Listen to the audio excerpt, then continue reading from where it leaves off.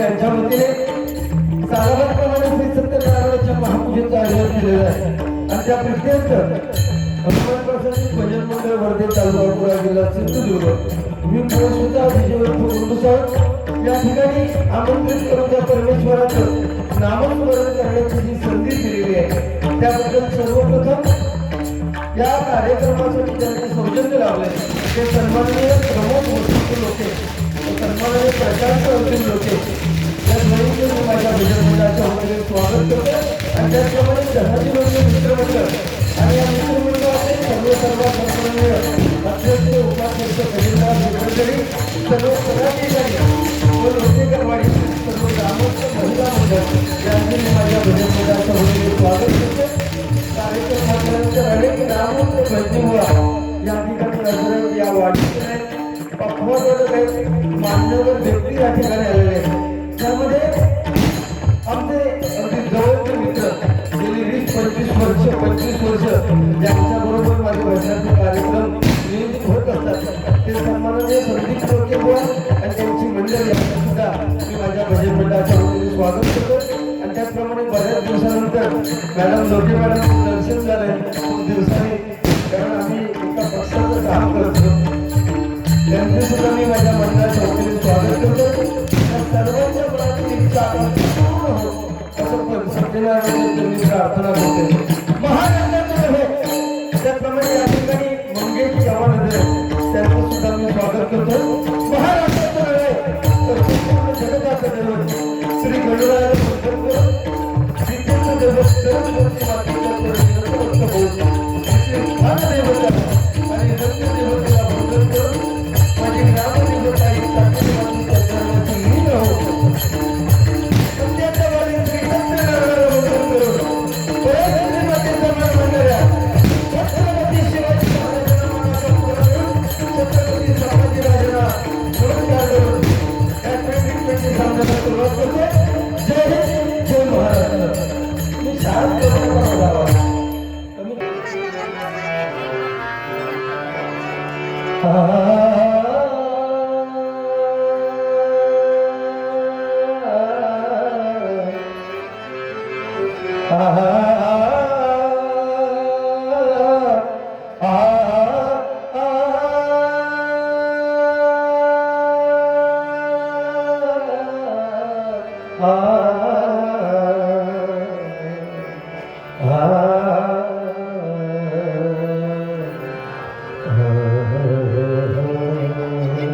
तूच दिले शब्द अनया मुखात वाणी तूच दिले शब्द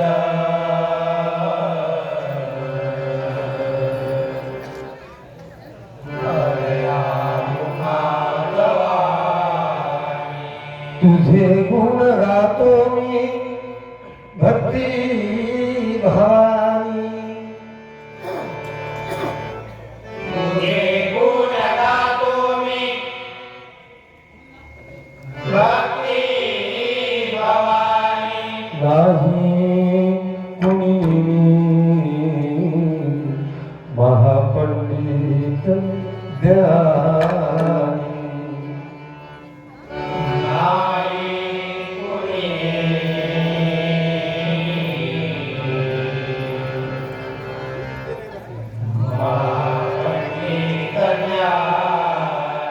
तुझे गुण गातो मी भक्ती भानी तुझे गुण गातो मी भक्ती भवानी तुझे गुण गातो मी अल्पसा मुखानी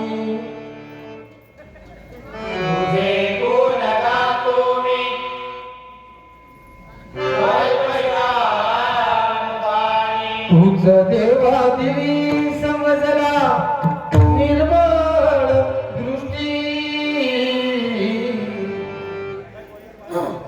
गुरुदेवा दिली समजला निर्मळ दृष्टी याच दृष्टीने मी आज बघतोय सृष्टी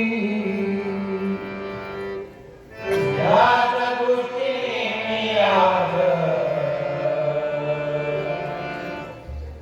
बघतोय सृष्टी नको मान पान मजला प्रतिष्ठा ही मोठी नको मान पान मजला प्रतिष्ठा ही मोठी. नको मान पान मजला प्रतिष्ठा ही मोठी नको मान पान मजला प्रतिष्ठा ही मोठी. तुझे नाम राहोया भक्तांच्या ओठी तुझे नाम राहोया भक्तांच्या ओठी. तुझे नाम राहोया भक्तांच्या ओठी. तुझे नाम राहोया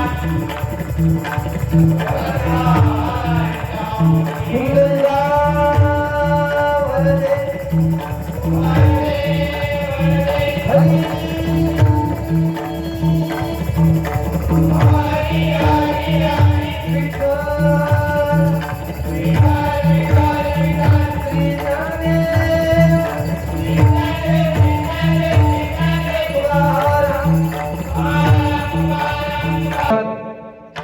सालाबादप्रमाणे या सत्यनारायणच्या पूजेचं आयोजन आहे. जवळजवळ तिसरी ते चौथी या ठिकाणी माझी आहे. कारण बोर्ड मगाशी सांगितलं की पहिली 2020 ज्यावेळेस सुरुवात झाली त्यावेळेस मी आणि मुंग्याचे देवदत्त पुजारी म्हणजे आबा पुजारी यांचा सामना सर्वप्रथम झाला. आम्हाला माहीत सुद्धा नव्हतं. या मंडळाने आमका सांगितलं की अशा पद्धतीचा आमने सामने कार्यक्रम करायचा आहे आणि तिथपासून आमने सामने 2020च्या माध्यमातून बरेच युवा ची ओळख झालेली आहे. भलं भारून नाही आलं तरी चालेल. काय होतं सिंगल बाऱ्या फार कमी आहेत कारण काला आहे तस्मै नमा वेळ नाही आहे कोणाकडे. 2020 बाऱ्या सुद्धा आता कुठपर्यंत चालतात तर अगदी गजरापर्यंत चाललं की लोक निघून जातात. खरं तर इथे पण सांगितलेलं होतं की थंडी आहे त्यामुळे तुम्ही जरा लवकर या. जेवढं लवकरात लवकर जमलं तेवढं आलं पण शेवटी सगळं आवरल्याशिवाय माता भगिनी आणि मंडळी येऊ शकत नाही. त्यामुळे थोडासा उशीर झाला तरी पण ठीक आहे. आम्ही दोन्ही बुवा आजची रात्र त्या परमेश्वराच्या नामस्मरणात जायला पाहिजे. मनोरंजन सुद्धा व्हायला पाहिजे. आपल्या चेहऱ्यावर आजची रात्र हसू आणि त्याचबरोबर परमेश्वराचं नामस्मरण पडणं फार गरजेचं आहे. कारण आता हे कलियुग चालू आहे आणि या कलियुगात पूर्वी विषय वेगळा होता. आताचा विषय वेगळा आहे. सत्य त्रेता द्वापर आणि कलियुगात सत्ययुगात देव आणि दानव यांचे प्रांत वेगळे होते. म्हणजे देव स्वर्गात राहायचे, दानव पाताळात राहायचे. त्यानंतर आलं त्रेतायुग. या त्रेतायुगात देव आणि दानव एकाच प्रांतात राहायला लागले. म्हणजे रावण म्हणजे उदाहरण देतो रावण आणि राम प्रांत एकच, राज्य वेगळे फक्त. त्यानंतर आलं द्वापारयुग. एकाच घरात राहायला लागले. म्हणजे श्रीकृष्ण सुद्धा ज्या घरात जन्माला आला त्याच घरात त्याचा पौस मामा ठार मारायला लपला होता. एकाच घरात. आणि आता एकाच माणसात ह्या दोन्ही गोष्टी दिसत आहेत. देव पण दिसेल आणि दानव सुद्धा दिसेल तुम्हाला. कारण हे कलियुग आहे. मोर नाचताना रडतोय, हौस मारताना गातोय. जिवंत माणूस पाण्यामध्ये बुडतोय आणि मेलेला माणूस पाण्यावरती तरंगतोय. दगडात देव आहे हे सांगण्यात माणूस यशस्वी झालाय. परंतु माणसात देव आहे हे सांगण्यात अजून माणूस यशस्वी झालेला नाहीये. कारण हे कलियुग आहे आणि ह्या कलियुगात असंच चालणार आहे. ह्या कलियुगात पाप हे घडतच राहणार. पुण्य तुम्हाला करावं लागतं, कारण प्रत्येकाने पुण्य केल्यानंतर त्याची नोंद आपल्या कर्मात होते आणि ते कर्म मरती वेळेस आपल्या कामाला येतं. प्रभू रामाचा बाप दशरथ राजा त्याने सुद्धा मरणाच्या उंबरठ्यावर असताना मोठ्याने किंकाळी मारली होती. का तर ऐन तारुण्यात त्याने श्रावण बाळाला मारलेला बाण, त्यानंतर एकुलता एक मुलगा गेल्यानंतर त्याच्या आई वडिलांचं विवळणं हे दशरथ राजाला मरणाच्या उंबरठ्यावर असताना त्याच्या नजरेसमोर तो चित्रपट येत होता. म्हणून त्याला मरणाच्या उंबरठ्यावर असताना सुद्धा मोठ्याने किंकाळी मारली. हे कर्म कधी कुणाला चुकलेले नाही, त्याच्यातून देव सुद्धा सुटलेले नाहीये. म्हणून आपलं कर्म चांगलं पाहिजे. पूर्वीच्या काळी चालायचं मागच्या जन्मी केलं तर या जन्मात फेडायचं. आता तसं नाही, या जन्मात केलं तर तुम्हाला या जन्मातच फेडावं लागतं. किंबहुना सकाळी वाईट एखाद्याचं केलं असेल तर संध्याकाळपर्यंत तुम्हाला फेडावं लागतं. सत्य कधीच सांगत नाही तुम्ही सत्य आहे, कारण सत्य बाहेर पडेपर्यंत खोटा आपल्या गावभर फिरायला गेलेला असतो. लक्षात घ्या, एखादा माणूस खोटा करता तो पटकन लोकांच्या पर्यंत पोहोचता, परंतु जो सत्य करता तो सगळ्यात शेवटी. खोटो माणूस पुरा आपल्या गावाच्या दारात का उघडा असतात जेवणासाठी, पण जो सत्य बोलता तो घराकडे उपाशी मारावा. लक्षात घ्या, ही परिस्थिती आहे. त्यामुळे या कलियुगात नामस्मरण फार गरजेचं आहे. आज कित्येक वर्ष मगाशी कोणी उल्लेख केला की धनाजी लोटे मित्रमंडळ, आणि या मित्रमंडळाचे माझे सुद्धा खूप जवळचे संबंध आहेत, कारण मिठबावरती त्यांचे रिलेशन आहे, बरोबर ना. त्यामुळे मी खूप जुनी माझी ओळख आहे या मंडळाशी. कित्येक वर्ष कुठलाही खंड न पडता सत्यनारायणाची पूजा आणि मकर एवढं उत्कृष्ट बांधले, ज्या कलाकारांनी बांधले त्यांच्याकडे एकदा टाळ्या वाजवा. आणि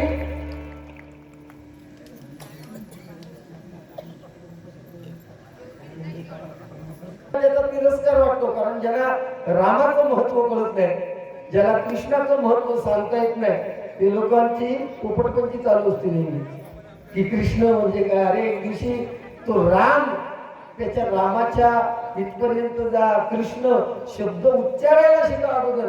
तुमच्या शिक्षणाच्या कुवतीनुसार कृष्ण हा शब्द उच्चारायला शिका, त्यानंतर तुम्हाला कृष्ण काय हे कळेल.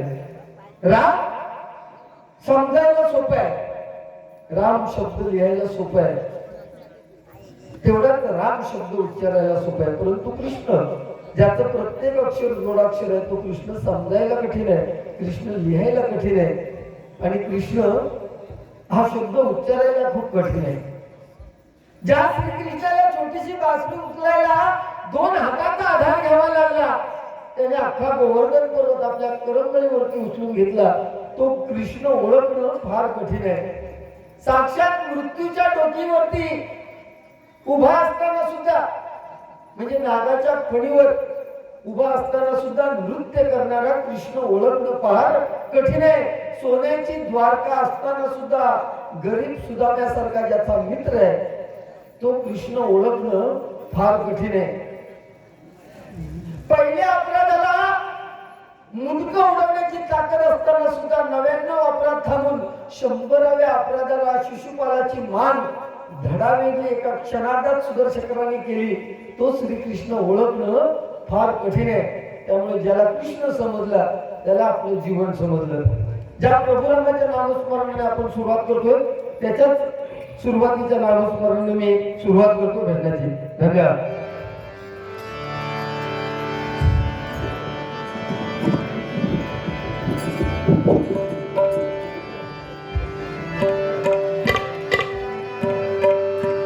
हर घर में अब एक ही नाम, जय श्री राम।